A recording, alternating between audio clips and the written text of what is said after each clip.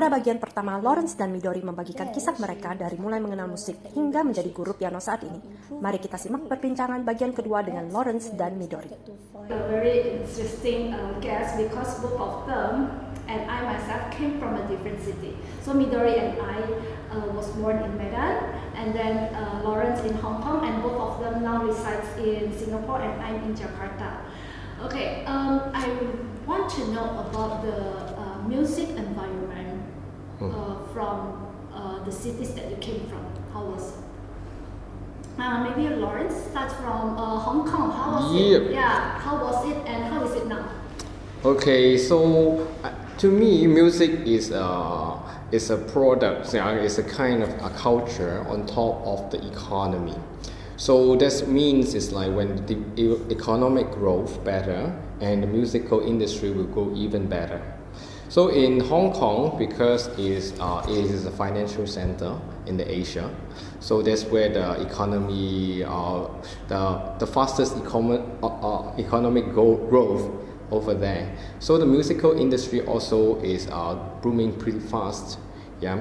So and the exposure of the students in Hong Kong will be much more because of the as a international hubs, all the well-known musicians, orchestra, ballet, opera house, whatever, those they will travel, either transits there to elsewhere of the other sides of the world. So that's why for Hong Kong students, they got a better exposure to a very nice opportunity to expose to all these international. About Medan, I think I leave to Midorie to say. In Medan, generally the city is quite so-called laid back compared to Singapore and Hong Kong. So most of the serious learner, they have more financial budget to spend on the kids so that they can have a more professional training. So all the practical theory and oral are in separate lessons. So it is, yes, it's more rich in a sense. Yeah, so we grow up to have more better in musicianship, not only in technical playing. Yeah, so we can also compose some simple music and do some improvisation. Yeah. Okay, can you tell us about what music foundation should a music student have? So just now when we mentioned about the different cities, right? So yeah, compare the cities, I think in Medan they actually provide one of, to me, I would say that it's one of the best all-round musician training in Medan. Yeah. So over there, actually, I learned a lot from Midorie about the foundational training, because in Hong Kong we are more focused in the practical playing, yeah, and performances, yeah. But from Midorie, I understand in Medan culture, so there's all these oral trainings and then also the rhythmic musicianships, a lot of good foundations laid off them. So then at the same time, then from there, then we did our own curriculums according, yeah, and married all the better parts of both curriculum and systems, and then into our own teaching methods. So what is included in our teaching method is, I think the most basic thing, I just take out a few of them. So firstly is the stable pulsations. Yeah, so we strongly encourage students to create a good foundation in the pulse through rhythmic exercises and metronomical practices. And after that will be the oral skills, the listening skills. Yeah, and then these listening skills including quite a fair bit of the idea of the pitch, harmony, and then the tempera of the instruments, melody, and the dynamics differences. After that, through this external oral training, we develop the inner singing, inner hearing. So how do we go into that? Maybe the solfege training, so that we can create the perfect pitches among the player, so then they can actually hear the music before you produce through the instrument.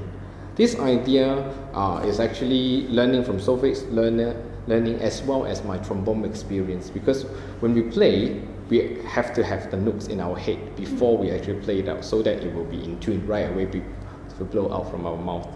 So inner hearing is one of the very good, important foundations for musical learner. After that, of course, music theory. Yeah, we need to do the notations, the understanding. But sometimes when we look at the notations, a lot of students think that it's just ABC, right? Yeah, C, D, E, F, G, A, B. But if we just know this as alphabet, we don't have sound in our head. So we come back to the previous idea about the inner hearing. You must have a sound for the C, and then so on. Then after that, is the discipline. Without the disciplines practices, all these trainings will become very slow in progress. But we have to have a very disciplined, regular practice every day, so that it will slowly become part of your life. Then the pulse will be carried on without always depending on the metronomes. And after that, there's some more. It's like the sight reading skills and the key relationship. All of these through the regular practice will help. There's no myth. A lot of people think that music maybe is only for talented people, but I mean music for everybody. It's for everyone. You're talking about China. They are more looking into the technical aspect. You may need to prepare more technical pieces for them, and then they will prefer. So we are going to start from rhythmic pattern. Okay, before that we are going to clap first. 1, 2, 3, 4. Octava Music School didirikan pada tahun 2009 oleh Isabella Leo Putra. Saat itu Octava Music School memiliki 40 murid dan sekarang telah tercatat lebih dari 350 murid yang memainkan berbagai macam alat musik. Kelas yang ditawarkan yaitu piano, vokal, gitar, biola, drum, dan kelas Little Mozart. Untuk menunjang kemajuan para murid, semua guru musik selalu mendapatkan training berkala. Ujian baik secara internal maupun sertifikasi ABRSM, konser, kompetisi, dan masterclass rutin diadakan agar murid selalu termotivasi untuk mengembangkan kemampuan bermusik mereka. Pada tanggal 3 September ini, Octava Music School mengadakan event yang menarik dan terbuka untuk umum, yaitu Jakarta Open Recital. Untuk informasi lebih lengkap, Anda dapat melihat di akun Instagram @JakartaOpenRecital. Terima kasih Octava Music School yang telah mendukung video hari ini.